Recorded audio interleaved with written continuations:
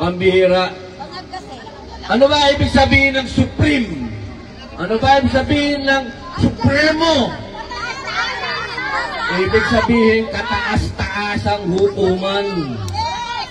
Kapag nagdesisyon yon, ibig sabihin, yun na yun! Ang dami pang pumapapel, ang daming nagsasalita, ang daming nagsasabi na pati kaluluwa niya. Ay, nadidisturb yung kaluluwa ko. Ang bihira ko. Mga kababayan, sana naman dumating ang panahon na tayo ay marunong tumanggap ng pagkatalo. Hindi po pwedeng pag natalo, ang dami pang satsat. Pag natalo, tanggapin na. Talo eh. Para tayo makamove on.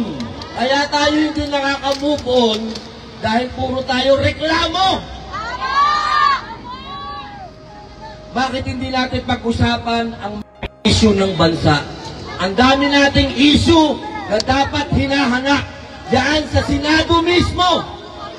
Sweldo ng tao, yan dapat ang unang nating harapin. Trabaho, yan ang unang dapat harapin. Taas ng kuryente, tubig, bahay. Yan ang mga dapat nating pinag-uusapan, hindi impeachment.